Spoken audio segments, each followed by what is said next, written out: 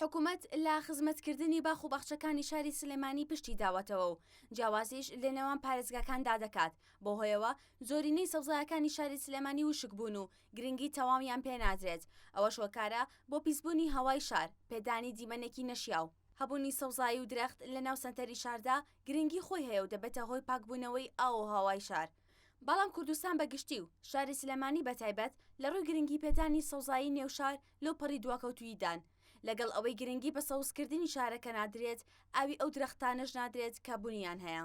تەریفە ناسەح بەرپرسی پەیوەندیەکانی پارتی سەوز دەربارەی ئەو بڕەپارەی لەلایەن حکوومەتی هەرێمی کوردستان بڕیارە دابین بکرێت بۆ ئاوەدانکردنەوەی باخ و بلوارەکان ڕایگەیاند. لە دوای هەوڵ و ماندووبوونێکی زۆر و لە دوای نزیکەی 80 ڕۆژ گوایە بڕەپارەکە دابین کراوە و بەڵام تا ئێستا ئیشی پێ نەکراوە. بەڕاستی دوای هەوڵماندووبوونێکی زۆر کە ئێمە چەند جار چونەتە نووسینگەی پارلەمانی سلێمانی نووسینگەی پارلەمانی هەولێر چەند هەوڵمانەوە لە چەند لایەکەوە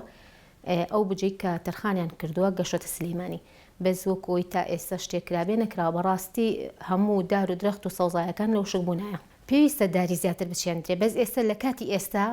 وەرزی داڕواندن نییە بەڕاستی وەرزی ئەوەی کە ئێمە بتوانین ئەوانەی کە هەیە لە وشکبوون بیان پارێزین وەلو ئێمە دەستخۆشی لە هەر کەسێکەکەین هەر هەڵمەتێ بکە هەر شتێ بکە کە خزمەت بە ژینگە بگەین ئێمە کێشەمان لەوانە هەر کەسێک خزمەت بە ژینگە بگەین ئێمە دەستخۆشی لەکەین بەڕاستی بەس ئێستا وەرزی لە مامچاندن نییە ئێمە لە هەوڵی ئەوین باخچە و بلوارەکان وشکبوون بپارێزین حکوومەت لە هەوڵایە ئێمەش زۆر لە هەوڵابووین لەگەڵ حکوومەتا کۆنتاکتمان هەبوو چەندێکیش لەگەڵ بەرپرسەکانە لە هەموو لایەکەوە هەوڵی ئەوەمان ناوە کە نەگاتە ئەوەی دار و درەختەکان و سەوزایەکان بگاتە ئەوەی وشک بێت و لەناو بچن کاتێک کە ئاوی پێویست بووە حکوومەت کەمتر خەم بووە لە ئەوانی بلوار و باخەکان من زۆر بەداخۆم بۆ ئەو دارانی کە وشک بوون بۆ ئەو سەوزایانی کە وشک بوون بەس ئێستش درەنگ نییە ئێستش کات ماوە بۆ ئەوی هەوڵ بین بە هەموو لایەکمان نەهێڵین ئەوانی کە ماوە وشک بن و بیان پارێزین ئەگەر باخەوانی تایبەت بەخوایان هەبێت لە وشک بوون لە شکانەوە لە هەموو شتێ ئەپارێزرێن بەدڵنیابم ئێمە بە هەمومان هەوڵ بین ئەمە ڕاستە حکوومەت بەرپرسی یەکەمە بەس هەموو هاوڵاتی هەموو تاکێکی ئەم کۆمەلگای بەرپرسە لە سەوزکردنی ژینگەی سلێمانی ینی بەڕاستی ژینگە سنووری نییە ئەوە نیە من بەتەنیا بڵم حکوومەت بەرپرسە لەمە هاوڵاتیش بەرپرسە ڕاستە ئەرکەکەی زیاتر لەسەر حکوومەتە ئەوەی لەسەر شانی هاوڵاتیشە پاراستنی نەمام و دار و درەخت و سەوزایەکانە داواکاریمان لە حکوومەتەوەیە کە بە تەنگ ئەم کێشەیەوە بێت بەڕاستی ئەبێ هەمومان خەم لەم کێشەیە بخۆین سەوزکردنی کوردستان سەوزکردنی سلێمانی کێشەی هەمومانە ئێمە هیچ کات لەگەڵ ئەوانین کە باخەکان بدرێ بە کەرتی تایبەت قسەشمان لەسەر ئەوە کردووە هەموو ڕێکخرا و هەتا کۆمەلگای مەدەنیش ئێمە ڕازین لەسەر ئەوەی کە باخەکان و شوێن حکوومیەکان بدرێ بە کەرتی تایبەت لەبەر ئەوەی کە ئەو کاتای بە قۆرەخکاری کەرتی تایبەت زیاتر ئەوەی سوود لە قازانج ئەکاتەوە سوود لەوە کاتۆ قازانجێکی زیاتر بکە سوود لەوە ناکاتەوە کە هاوڵاتی سوودمەند بێ لە دارەکان و بە نرخێکی کەمتر بیان ناتێ کە بدرێ بە کەرتی تایبەت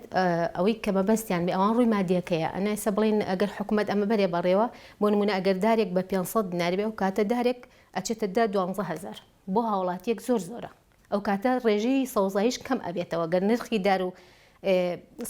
درەختەکان گران بێ ڕێژەی سەوزاییش کەم ئەبێت زیاتر گرنگی پێ ئەدرێ بەس نرخەکەی زیاتر بەرزە بێتەوە ئەو کاتە بۆ هاوڵاتی قورستر ئەکەوێت هاوژین عوسمان وتەبێژی بەڕێوەبەرایەتی باخچەکانی شاری سلێمانی دەربارەی کەم و کورتیەکان بە ژنهایی ڕاگەیاند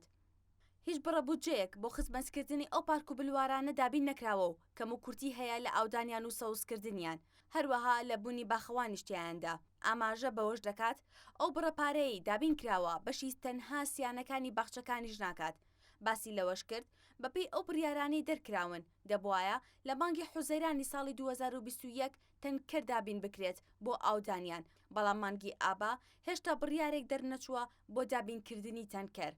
هۆکاری ئەم بێپابەندی حکوومەتیشی گەڕاندەوە بۆ نەبوونی پەیوەندیەک لە نێوان هەردوو وەزارەتی دارایی و وەزارەتەکانی دیکە